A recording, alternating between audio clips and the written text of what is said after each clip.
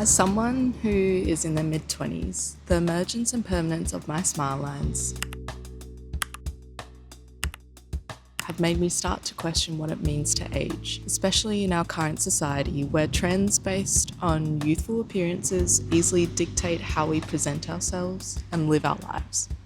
As a woman, the thought of aging past my so-called prime of 25 is scary and eye-opening because it serves as a reminder that I'm just going to have to work that little bit harder if I want to fit into the current beauty standards that our society has placed on us. It also means that I'll have the additional pressure of worrying about what I want to do in the future, whether it be freeze my eggs, live out my life fully, or just have a baby now. So in this video, I'm going to be addressing what it means to get another year older as I head into my birthday month of September. I'll also be taking you through some of the highlights of this month, which include studying for upcoming exams, finishing off the footy season, some musical endeavours I've had, and my birthday. So feel free to stick around to the end of the video because I'm also going to be including 3 of my favourite things as well.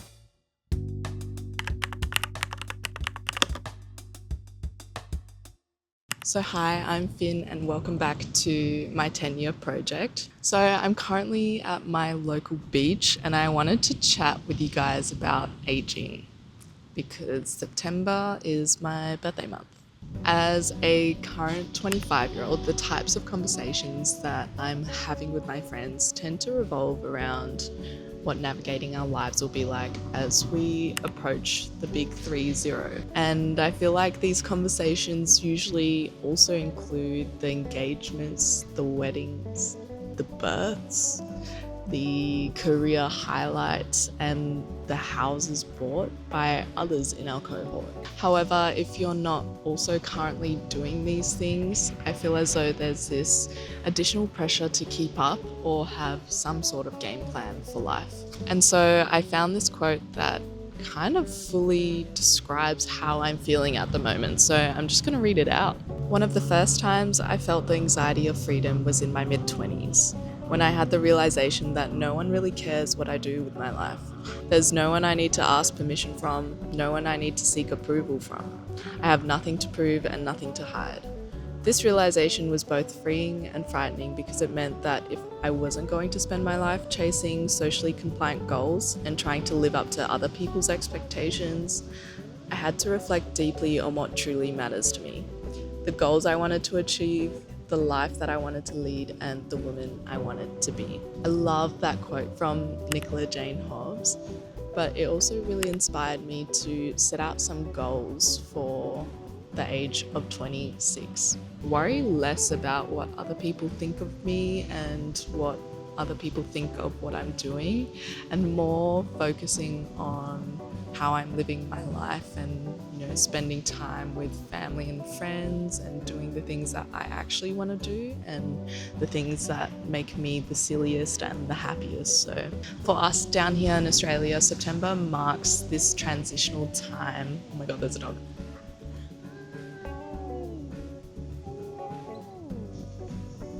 September is this transitional time between winter and spring. So having this moment to kind of reflect on what I want to do as we start heading towards summer is really beautiful. And so to all of you September babies out there, I really hope you had a beautiful birthday, and I just want to welcome you all to my first vlog. So here's what I did.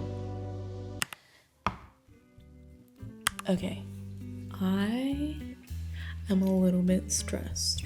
I have 2 prac exams next week, and then I have 3 written exams in 2 weeks' time, and then I have to do a video assignment as well. So there's a lot going on right now, and it's all a little bit overwhelming. I was talking to some people at uni and they're in my cohort, and I feel like the general consensus is that we're all a little bit stressed and all a little bit under the pump. Normally a typical university semester is about 13 weeks or 12 weeks of actual content learning, and then they'll chuck in like 2 weeks of study break as well in preparation for exams. This semester for us in physiotherapy, our semester has been cut into 10 weeks.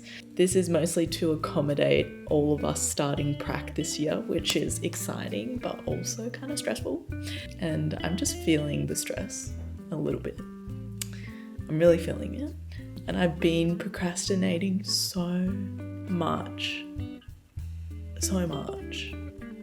It's really bad. So I thought I would grab my camera and just film myself studying as like a last resort to actually studying. So I use Quizlet to learn everything, but what I was finding was I was wasting so much time looking at lecture content or going to the lectures and then handwriting on OneNote all the lecture notes. So what I've done is, instead of handwriting the notes, I now just go straight into like an Excel spreadsheet and have questions on one column and then the content in the next column.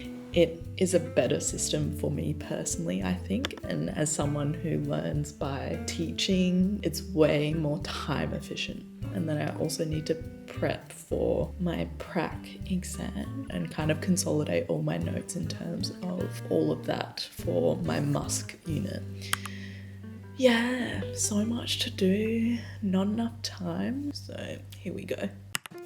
So I feel like so much has happened this month, and part of the busyness came from the footy season. And so the state team that I worked for were in the finals this year, so I got to work those games and be a trainer at Optus Stadium. And so I'm going to take you behind the scenes with some of the footage that I took, but it was really, really cool and really awesome to be a part of.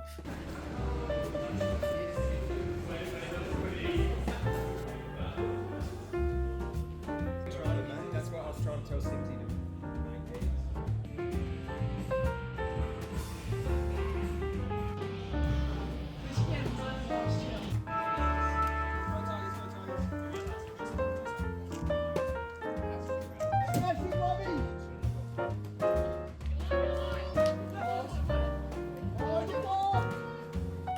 We also had our best and fairest wind-up event, so obviously I had to get ready for that. So there's a little bit of a get ready with me video montage.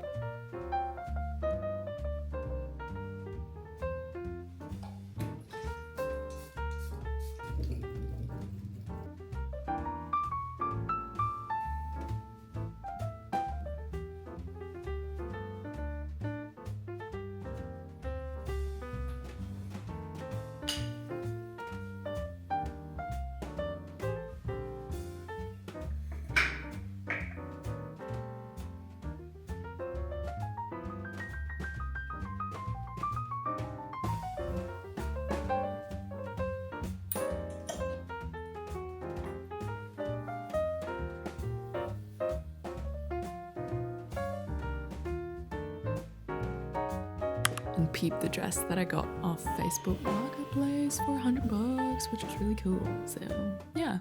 So alongside all the footy madness, I also managed to play a gig for the Perth Symphony Orchestra. And when they reached out to see if I was interested, my answer was yes. It was a gig where we played DJ hits and dance anthems, so it was right up my alley. I'll take you behind the scenes of what it was like to be on stage at RAC Arena.